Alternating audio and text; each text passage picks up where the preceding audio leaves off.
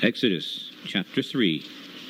Now Moses kept the flock of Jethro, his father-in-law, the priest of Midian, and he led the flock to the backside of the desert and came to the mountain of Yahweh, to Horeb.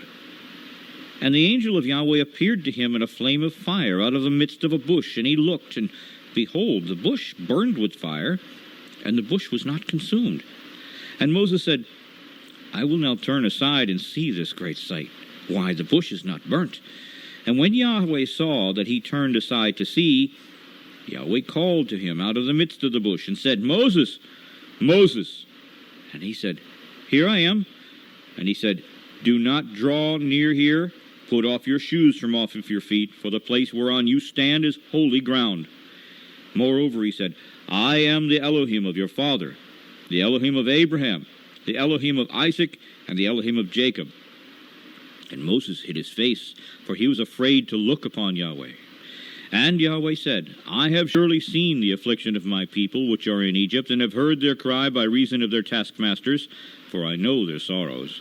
And I am come down to deliver them out of the hand of the Egyptians, and to bring them up out of that land unto a good land, and a large, to a land flowing with milk and honey, to the place of the Canaanites, and the Hittites, and the Amorites, and the Perizzites, and the Hivites, and the Jebusites. Now, therefore, behold, the cry of the children of Israel is come to me, and I have also seen the oppression wherewith the Egyptians oppress them. Come now, therefore, and I will send you to Pharaoh, that you may bring forth my people, the children of Israel, out of Egypt. And Moses said to Yahweh, Who am I, that I should go to Pharaoh, and that I should bring forth the children of Israel out of Egypt? And he said, Certainly I will be with you, and this shall be a token to you, that I have sent you. When you have brought forth the people out of Egypt, you shall serve Yahweh upon this mountain. And Moses said to Yahweh, Behold, when I come to the children of Israel, and shall say to them, The Elohim of your father has sent me to you, and they shall say to me, What is his name? What shall I say to them? And Yahweh said to Moses, I am that I am. And he said, Thus shall you say to the children of Israel, I am has sent me to you. And Yahweh said moreover to Moses, Thus shall you say to the children of Israel, Yahweh, Elohim of your fathers, the Elohim of Abraham, the Elohim of Isaac, and the Elohim of Jacob, has sent me to you. This is my name forever, and this is my memorial to all generations. Go, gather the elders of Israel together, and say to them, Yahweh, Elohim of your fathers, the Elohim of Abraham, of Isaac, and Jacob, appeared to me, saying, I have surely visited you, and seen that which is done to you in Egypt. And I have said, I will bring you up out of the affliction of Egypt to the land of the Canaanites, and the Hittites, and the Amorites, and the Perizzites, and the Hivites, and the Jebusites, to a land flowing with milk and honey. And they shall listen to your voice. And you shall come, you and the elders of Israel, to the king of Egypt, and you shall say to him, Yahweh, Elohim of the Hebrews, has met with us. And now let us go, we beseech you, 3 days' journey into the wilderness, that we may sacrifice to Yahweh, our Elohim. And I am sure that the king of Egypt will not let you go, no, not by a mighty hand. And I will stretch out my hand, and strike Egypt with all my wonders, which I will do in the midst of it. And after that he will let you go. And I will give this people favor in the sight of the Egyptians. And it shall come to pass that when you go, you shall not go empty. But every woman shall borrow of her neighbor, and of her that sojourns in her house, jewels of silver and jewels of gold and raiment, and you shall put them upon your sons and upon your daughters, and you shall spoil the Egyptians. End of chapter.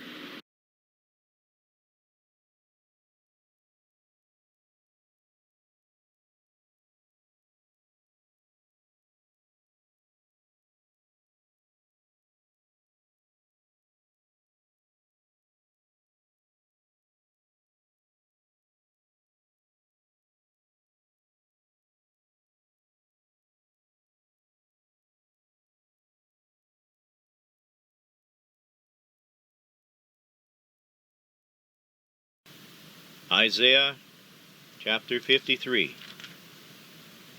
Who has believed our report?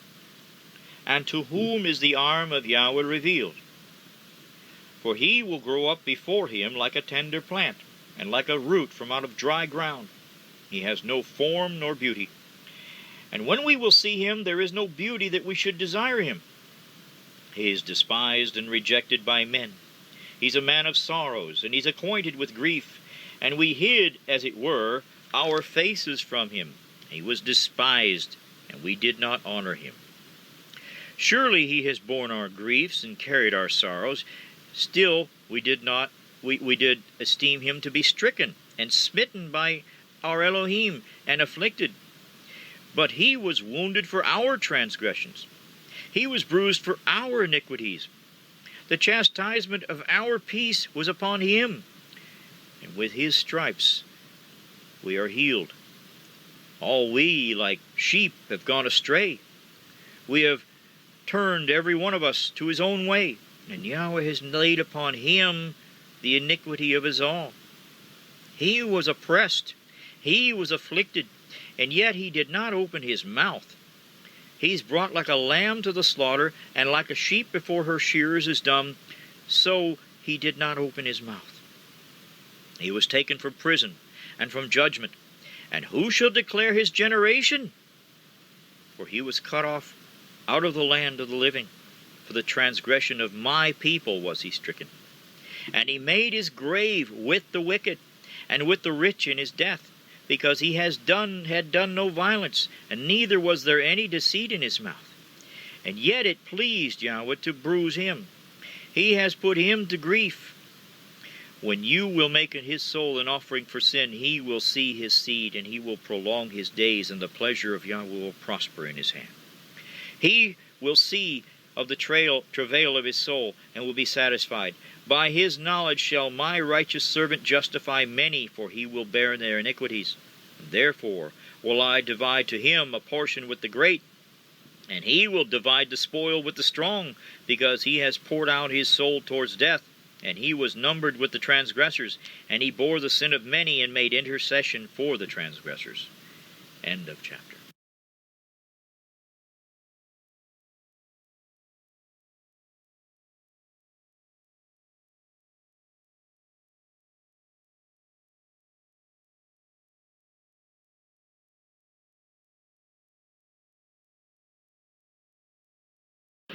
Second Chronicles, chapter 6. Then Solomon said, Yahweh has said that he would dwell in the thick darkness, but I have built a house of habitation for you, and a place for your dwelling forever. And the king turned his face, and blessed the whole congregation of Israel. And all the congregation of Israel stood. And he said, Blessed is Yahweh, Elohim of Israel, who has with his hands fulfilled that which he spoke with his mouth to my father David, saying, Since the day that I brought forth my people out of the land of Egypt, I chose no city among all the tribes of Israel to build a house in, so that my name might be there. Neither did I choose any man to be a ruler over my people Israel. But I have chosen Jerusalem, that my name might be there, and have chosen David to be over my people Israel. And now it was in the heart of David, my father, to build a house for the name of Yahweh, Elohim of Israel. But Yahweh said to David, my father, Forasmuch as it was in your heart to build a house for my name, you did well in that it was in your heart. Notwithstanding, you will not build the house, but your son, which will come forth out of your loins, he will build the house for my name. Yahweh therefore has performed his word that he spoken, for I am risen up in the room of my father David, and I am set on the throne of Israel as Yahweh promised, and have built the house for the name of Yahweh, Elohim of Israel. And in it I have put the ark, in which is the covenant of Yahweh, that he made with the children of Israel. And he stood before the altar of Yahweh in the presence of all the congregation of Israel, and spread forth his hands. For Solomon had made a brazen scaffold of 5 cubits long and 5 cubits broad and 3 cubits high, and had set it in the midst of the court, and upon it he stood, and knelt down upon his knees before all the congregation of Israel, and spread forth his hands toward heaven, and said, O Yahweh, Elohim of Israel, there is no Elohim like you in the heaven, nor in the earth, which keeps covenant, and shows mercy to your servants that walk before you with all their hearts. You, which have kept with your servant David my father that which you have promised him, and spoke with your mouth, and have fulfilled it with your hand, as it is this day. Now therefore, O Yahweh, Elohim of Israel, keep with your servant David my father that which you have promised him, saying, There shall not fail you a man in my sight to sit upon the throne of Israel. Yet so that your children might take heed to their way to walk in my law, as you have walked before me. Now then, O Yahweh, Elohim of Israel, let your word be verified, which you have spoken to your servant David. But I ask, will Yahweh in reality dwell with men on the earth? Heaven and the heaven of heavens cannot contain you, how much less this house which I have built? Have respect for this reason to the prayer of your servant and to his supplication, O Yahweh, my Elohim, to listen to the cry and the prayer which your servant prays before you, that your eyes may be open upon this house day and night, upon the place of which you have said that you would put your name there, to listen to the prayer which your servant prays toward this place. Listen, therefore, to the supplications of your servant and of your people Israel, which they shall make toward this place. Hear you from your dwelling place, from heaven, and when you hear, forgive. If a man sin against his neighbor, and an oath be laid upon him to make him swear, and the oath come before your altar in this house, then hear you from heaven, and do, and judge your servants, by requiting the wicked, and by recompensing his way upon his own head, and by justifying the righteous, by giving him according to his righteousness. And if your people Israel be put to the worse before the enemy, because they have sinned against you, and shall return and confess your name, and pray, and make supplication before you in this house, then hear you from the heavens, and forgive the sin of your people Israel, and bring them again to the land which you gave to them and to their fathers. When the heaven is shut up, and there is no rain because they've sinned against you, if they pray toward this place and confess your name and turn from their sin when you do afflict them, then hear you from heaven, and forgive the sin of your servants and of your people Israel, when you have taught them the good way in which they should walk, and send rain upon your land, which you have given to your people for an inheritance. And if there is famine in the land, if there is pestilence, if there is blasting or mildew or locusts or caterpillars, if their enemies besiege them in the cities of their land, whatsoever sore or whatsoever sickness, then what prayer or what supplication soever shall be made of any man or of all your people Israel, when every one shall know his own sore and his own grief, and shall spread forth his hands in this house, then hear you from heaven your dwelling place, and forgive, and render to every man according to all his ways, whose heart you know, because you only know the hearts of the children of men, so that they may fear you, to walk in your ways, so long as they live in the land which you gave to our fathers. Moreover, concerning the stranger, which is not of your people Israel, but is come from a far country, for your great name's sake, and your mighty hand, and your stretched out arm, if they come and pray in this house, then hear you from the heavens, from your dwelling place, and do according to all that the stranger calls to you for, that all the people of the earth may know your name and fear you, as do your people Israel, and may know that this house which I have built is called by your name.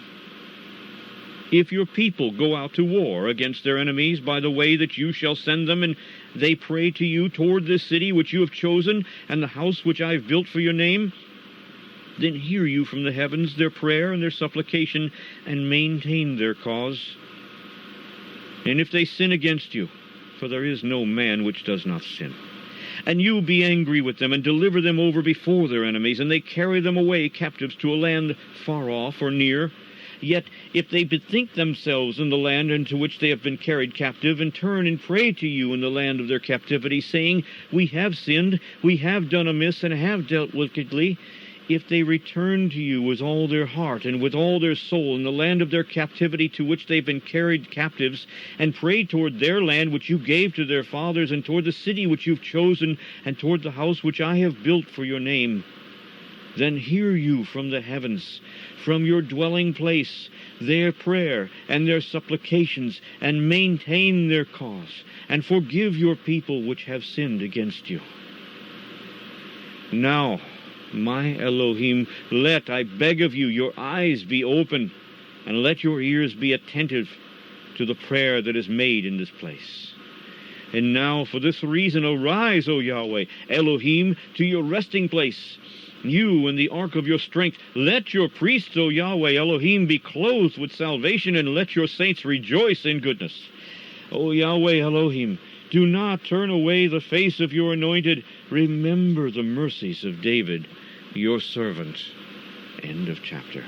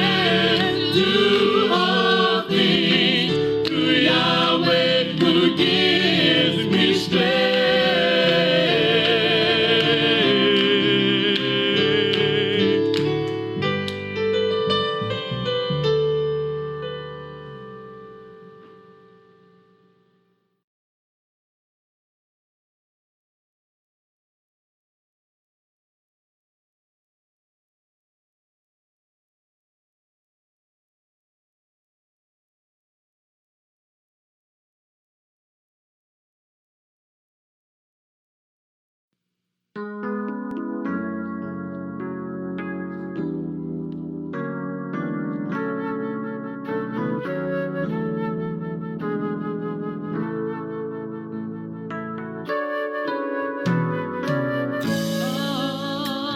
to Yahshua I surrender. All to Him I free.